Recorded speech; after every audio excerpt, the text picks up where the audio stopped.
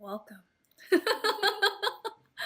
Welcome to Instagram Live. It is Thursday, September 14th, 2017. I thought I'd just add that in there. I'm just going to hang out for a little bit until people come and join in. Hopefully, you're having a wonderful Thursday or Friday, wherever you are in the world. I know it's a little bit different where you're at. So, this is my bi weekly Instagram Live where I come in, answer some questions, we have conversations, and have a good old time. So hopefully you are prepared for some questions I can answer, and if not, there's always something I can share about things that are happening in the world that are piquing my interest. So I'm just gonna hang out here for a little bit more. Hello, thank you for the hearts, thank you for joining. Oh, thank you so much. I really appreciate it. Thank you, and thank you for joining. Again, if you are interested in seeing any of these lives, after they happen, because I know they're only up for 24 hours, I have them on my website under happenings. If you go to current work and happenings, it'll be there. But I also have it up on YouTube, so you can always check it out afterwards as well. Okay, so I just wanted to start off by saying that the workshop that I'm teaching is this Saturday. I'm really excited. We only have a few more days, and today is studio day, but it is insane. That's not our house. Sorry about that. And so we're just kind of rushing to get things done, but so excited.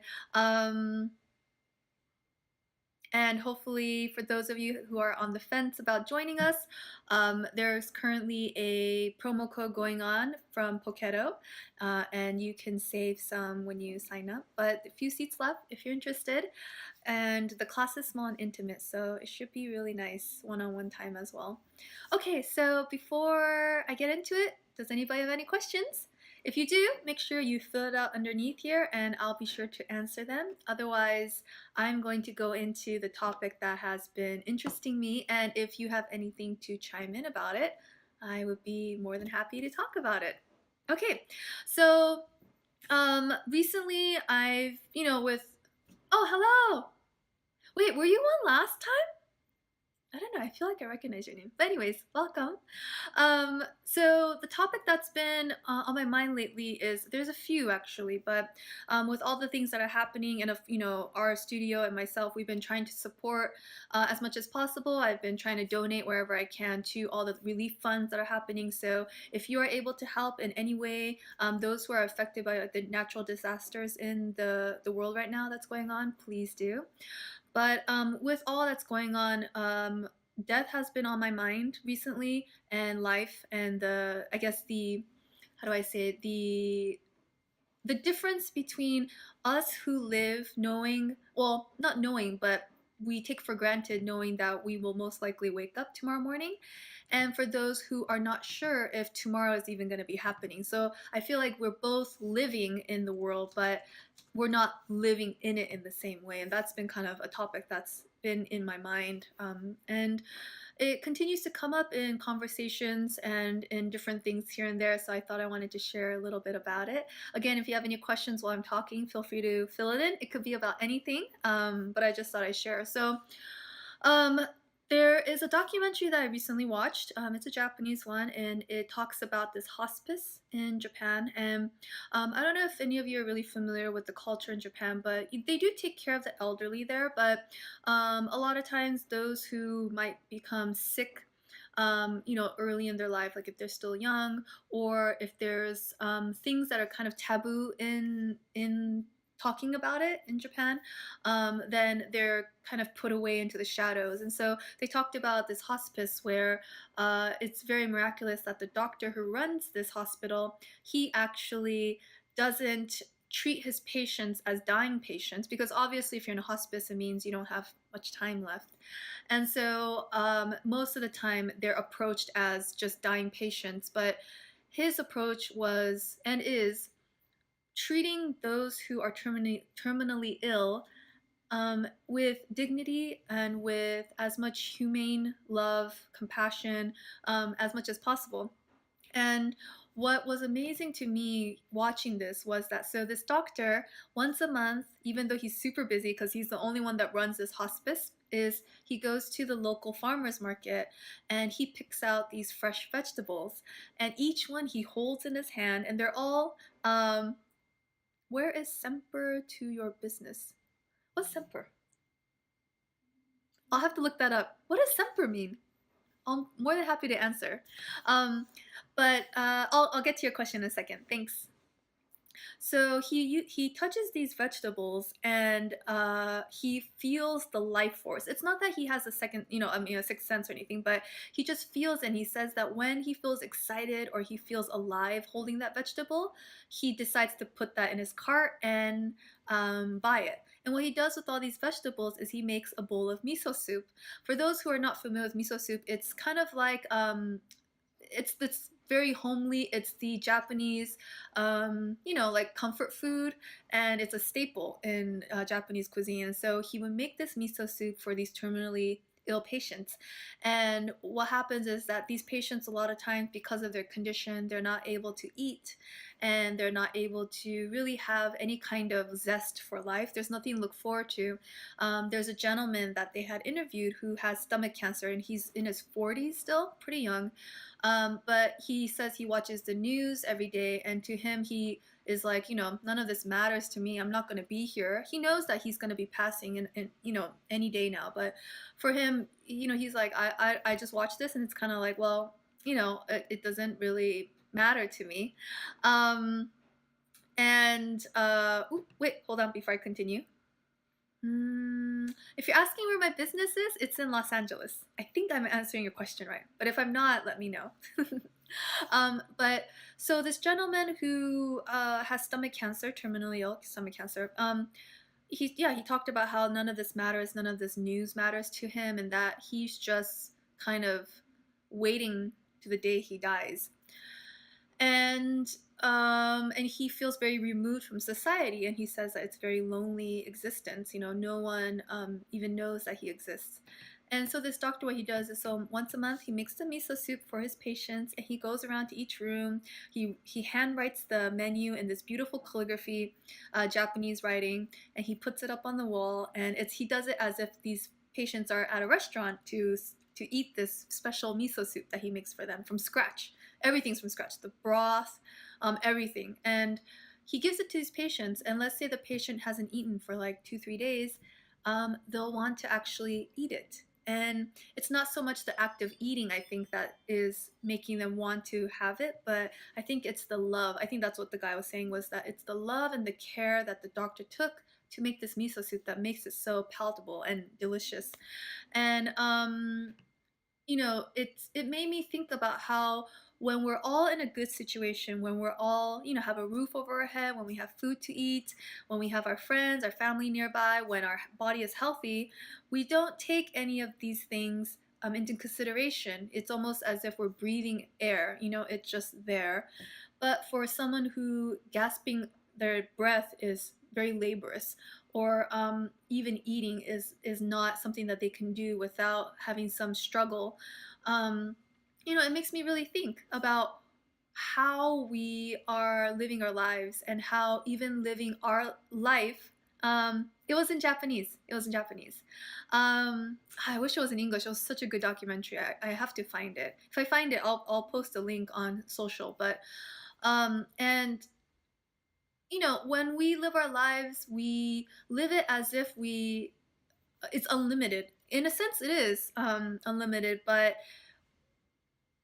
when we are told that we only have so many more days left, or if we're suddenly put in a situation like these victims who are in these catastrophic natural disasters, one minute they're living a normal life like most of us, are very lucky to live, and next minute they have nothing. And it made me think about how our perspectives are about what is truly essential in our lives, and beyond just the physical, but what is really important to us. And are we living to that fullest potential? Are we connecting with people in a way that is fulfilling our true nature, our true soul, and spirits? Or are we just kind of living life day by day, kind of doing things, being caught up in the things that at the end of the day don't really matter, like this guy was saying on the documentary, that it doesn't really matter if it comes to life and death. None of the stuff that really matters on TV that we talk about as news, or is so big of a whatever. um, and it made me really think about, well, what ties into this is, so on my monthly newsletter that I send out once a month, I have a little letter section in there where I write about whatever is happening that is interesting me. And when I sent that out, a gentleman wrote back to me in his late 60s who said, because the newsletter was about how we can change the world by changing our perspective about changing ourselves. And he said, well, I don't work anymore. I'm not in the workforce anymore. So I don't have the opportunity to really change the world. What change can I do without being a part of the world? And it kind of put two and two together for me. The gentleman in the documentary who has the stomach cancer saying he's not part of the world anymore. This gentleman saying he's retired and he's not part of the world. And how can they make a difference, really? And to that, I my response was that you can make a difference in the world that you live in. It doesn't necessarily have to be thinking about it in such a broad, large term. I mean, yes, we all want to make a difference in the world, but I think the importance is realizing that by you making changes for your own self that you want to see in your world, it directly affects those who are close to you. And it may not even be a person, it could be an animal, like your pets, how you treat them. It can be the environment, how you treat the plants that are around you. It could be really anything. But by you changing, it actually has a ripple effect. And so when you talk about, or when we think about changing the world, it's not necessarily about changing the world per se, which again is great, but it always starts with yourself and those who are closest around you. And if you can make a big enough impact in your own world, in your own self, to the point where you're moved by your changes and by the way that you live your life, and that affects those around you, the closest around you, and they notice that you've changed, and that you're becoming this magnificent, beautiful soul, they won't be able to help themselves but want to spread that warmth and love to others. And it's almost like, it grows and grows and grows. Oh, I know. But it's true. And I think that's how people can really make a difference and change the world, is if you can change your own inner world and then change your outer close world, your small world, and continue to expand on that, that can make a huge difference. And um, you would be surprised how much of a difference you can make, even though you think you're not doing anything, how much it can really affect another, just by the words that you pick and say, just by your facial expressions, just by the way that you interact with people, by choosing to be the person that you truly want to be, and bringing that into the world and sharing it with another, and for them to experience that on a soul level. I mean, that's profound. I think that's very, very potent. And for that person to be affected, then they will take that experience and they would want to share it because they're a changed person, because you've changed. So when I talk about world change or world perception change or anything like that, yes, in the broader term, that would be great. And I think that it's all possible. But again, it all starts with the internal self and beginning there. So whether, someone is going through like a terminal illness, or whether it's someone who feels like they're not part of the world anymore because they're not contributing, not that work is everything. I don't believe that. But some people might feel like that's their life. How can we make sure that the way that we interact with these people, or when we say the words that we say, or the way that we perceive them, how can we perceive them in a way that feels still connected to us? And how can we make sure that they still feel connected to the world that they're still in, that we're all living in it together, whether you're about to pass on or whether you just came into the world? I believe there should be no difference between someone that's dying and someone that's just being born. And yet we put so much effort and emphasis on birth, which is beautiful, but there's also beauty in death and someone finishing their life. And even if it's a really tough way of leaving the earth, for example, someone who has cancer, it's difficult. It's really difficult. And I have friends who are going through it right now. Um, So, but even within that, there's always like the miso soup, that brings you joy, or at that moment brings you peace. And how can we bring more of that into other people's lives and even into our own lives? How can we start living in this way? So these are some of the things that have been on my mind as of late. And I feel like it's a really important thing to think about for all of us, because we go through every day just going through it, and we're just kind of doing our thing. But you know, that's not all that important. If we strip away all of that, and not that it's not, I guess it is to a certain degree, but what is the essence? And what is it that truly brings us happiness? Are we sure to infuse that into our lives every day? It doesn't have to be moment to moment. That's, I think that's pretty difficult. But are we making sure that there's some of that in our life every day? I know that there's days when I go through where I kind of think back and I'm like, I don't know if I actually had something infused into that day. And then I always try to make it a point to bring it in the next day. So, um, definitely something that I've been thinking about. And with the workshop coming up, in a couple of days, and that's exactly what we'll be exploring, is how to bring your inner self, connecting to that, and then sharing that with the outer world. I I know that it's really difficult a lot of times for us to be vulnerable like that, to share who we truly are, because we're worried about how people will think about us, or, are we being authentic, or people are going to reject us. It's all things that I even think about all the time. But um, I'm always, always pleasantly surprised. I mean, there are times where, obviously you get hurt, but for the most part, I'm always amazed that the more honest I am with people, the more they can relate to you, and the more they want to be a part of your life, if you can be honest with yourself. So, yeah, we are just talking during lunch right now, but um, even little things like thank you and sorry and I love you and I need help. All these things, a lot of times pride or ego stops us from saying it, or something inside us feels like, I mean, maybe it's not in our character, or maybe we're too shy, or we're embarrassed, or whatever. But there's never a person I've ever met who does not appreciate these simple gestures of sharing, how you feel. And yet we hold back these things, but we're so quick and easy to say words of judgment, or say words of hate, or say words of anything that might hurt someone. It seems to be sometimes easier than saying things that make you vulnerable. And I think that's what holds us back from being connected. A lot of times that's what keeps us separated, I think, is by being this, this, how do I say, like trying to be like this hard outer shell, and being tough. And I feel like the people who are the most giving and vulnerable people are the toughest people that I know too, because they're able to know that even if they're gonna possibly get hurt, that they'll still put themselves on the line, day in and day out. And I feel that those are one of the strongest people, because they can handle themselves.